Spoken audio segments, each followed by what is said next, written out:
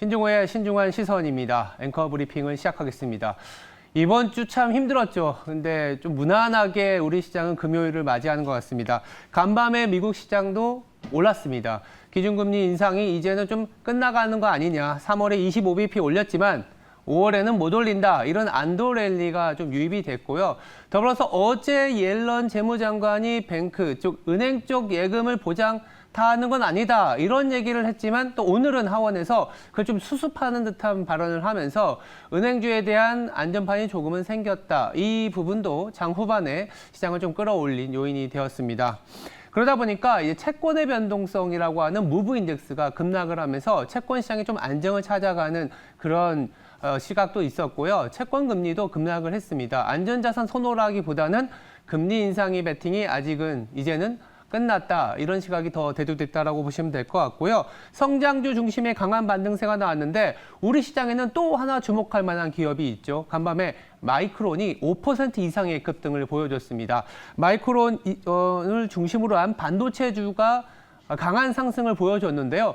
다음 주 28일에 마이크론이 실적을 발표합니다. 지금 업황은 상당히 안 좋지만 이제 좀 끝나가는 거 아니냐라는 기대감이 좀 유입이 됐는데 그러다 보니까 우리 시장 얘기 안 할 수가 없습니다. 그렇다면 처음부터 우리 시장에 대한 얘기를 해볼까요? 바로 차트를 보면서 말씀드리겠습니다. 자, 제가 아까 말씀드린 것처럼 마이크론 얘기를 드렸는데 우리나라 시장으로 연결하면 바로 반도체, 삼성전자, 하이닉스 그리고 광범위하게 얘기를 드린다면 수출주에 대한 얘기를 안 할 수가 없습니다. 보시기만 아시겠지만 코스피 영업이익률과 제가 유가를 같이 그려놨어요. 유가 모습이 좀 이상하죠? 제가 뒤집어 놨습니다. 좀 보기 좋게 하려고 뒤집어 놨는데 우리나라 코스피 영업이익률이라고 하면 마진이라고 할 수 있는데요. 이 마진이 좋아지려면 어떻게 해야 될까요? 제품을 잘 팔아야 되겠죠? 제품을 잘 팔려면 어떻게 해야 될까요? 수출이 잘 돼야 됩니다. 수출이 잘 돼야 마진이 좋아지고 그래서 우리나라 시장이 강한 상승을 일으킬 수 있는데 보시면 아시겠지만 2021년 중반부터 지금까지 영업이익률이 끝없이 떨어지고 있습니다. 수출이 잘 안 되고 있고 더불어서 유가가 그동안 상승했기 때문에 우리나라 무역 수지가 적자 폭이 이렇게나 커지는 상황이었습니다. 우리나라 무역 수지가 중요한 이유는 바로 우리나라의 영업이익률이기 때문입니다. 그렇다면 이제 수출이 좋아지고 더불어서 마진이 좋아져야 되는데 어디서부터 우리가 출발점을 찾아야 될까요? 일단 기본적으로는 이 유가에서 찾아야 됩니다.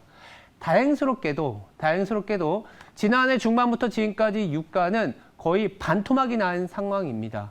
그러니까 기업 입장에서는 유가에 대한 비용이 반토막 이상 들어왔다고 보시면 돼요. 앞으로 우리나라 1분기, 2분기 실적이 그나마 괜찮을 수 있다는 내용들이 나올 수 있는 게 바로 이 유가가 하락했던 부분이 후행적으로 우리나라 영업이익률에 반영이 될 것으로 보고 있기 때문에 우리나라 시장이 최근에 여러 가지 대외 변수에도 불구하고 잘 버티고 있습니다. 왜냐하면 2,300, 2,400이라는 주식대는 거의 금융위기와 같은 밸류에이션 레벨이기 때문에 더 이상 하락할 만한 가격이 아니다라는 거죠.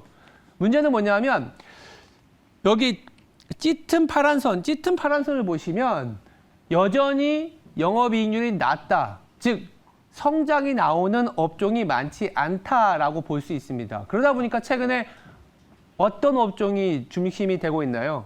바로 2차 전지로만 수급이 쏠리고 있습니다. 갈 데가 없어서 그래요. 갈 데가. 근데 만약에 우리가 실적 시즌을 통해서 영업이익률이 올라오고 갈 데가 많은 업종이 많다. 그렇다면 2차 전지뿐만이 아니라 여러 업종으로도 수급이 확산이 되고 살만한 종목이 많아지는 그런 구간으로 넘어갈 수 있다라는 차트로도 말씀드릴 수 있습니다. 그래서 이번 주 시장 연준의 기준금리 그리고 여러 스위스와 미국의 지방은행들이 그렇게 큰 변동성을 보여줬음에도 불구하고 우리 시장은 2,400을 굳건히 잘 지켜내고 있는 이유는 워낙 많이 하락한 기대, 더불어서 이제는 앞으로 나아질 수 있다라는 무역 수지 그리고 영업이익률이 나아질 수 있다라는 전망 때문에 그렇다라고 보시면 될 텐데요.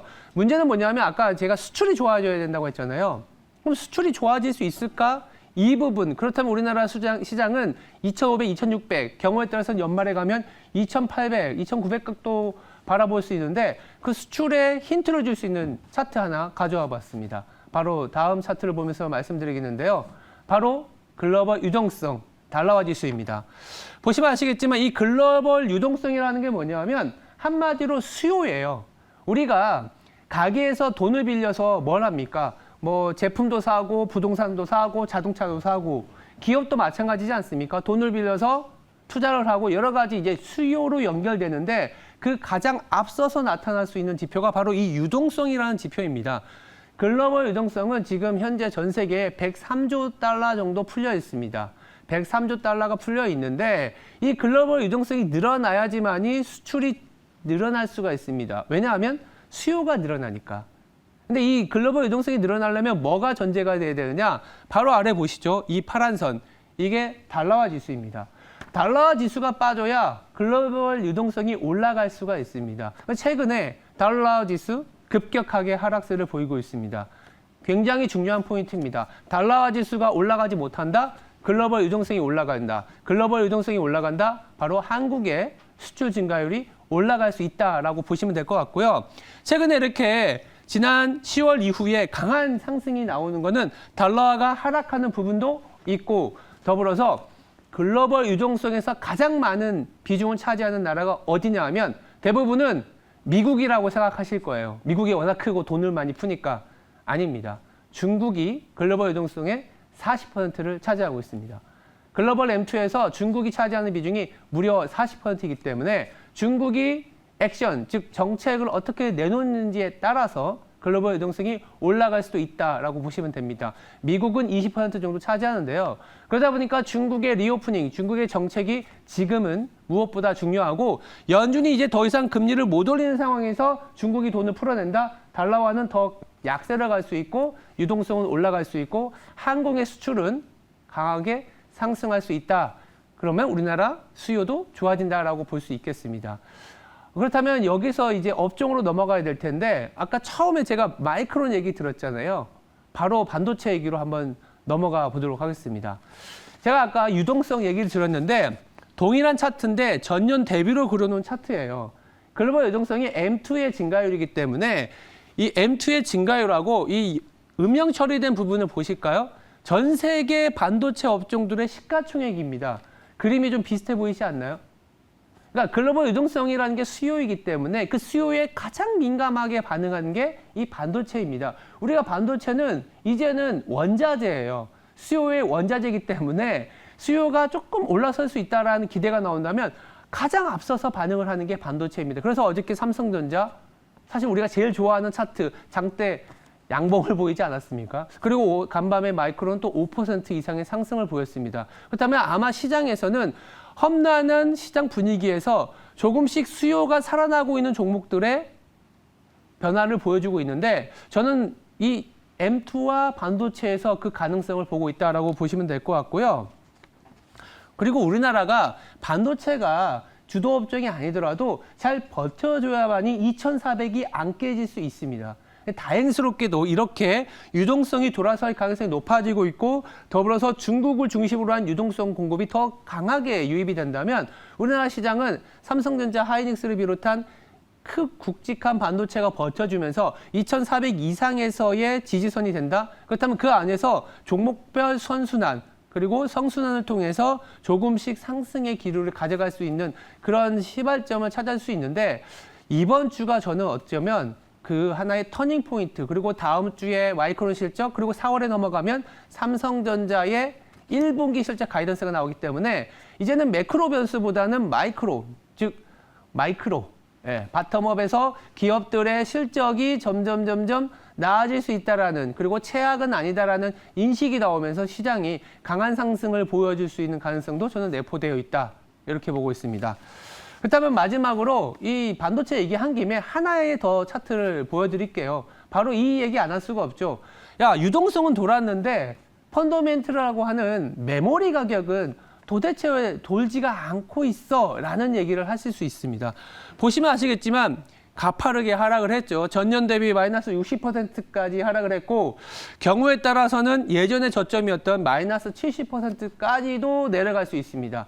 근데 이 부분은 시장에서 알고 있어요. 삼성전자 PBR 밸류에이션 보시면 아시겠지만 1.1배밖에 안 됩니다. 예전에 이렇게 올라갔을 때는요. PBR 밸류에이션이 2배까지 갔었어요. 근데 지금은 상당히 싸져 있는 상황이에요.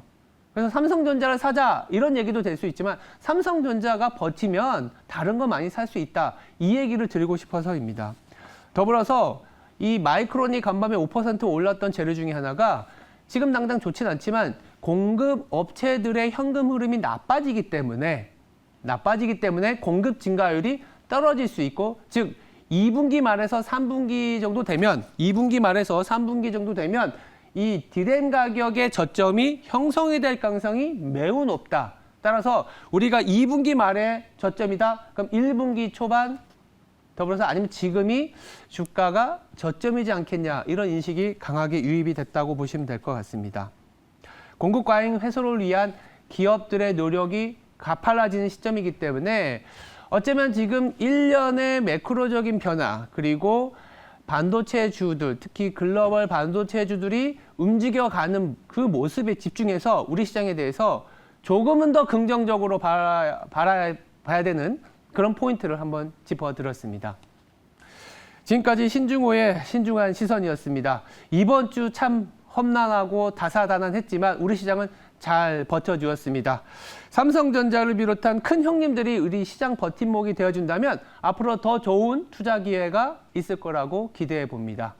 오늘 하루도 성투하시기 바랍니다. 감사합니다.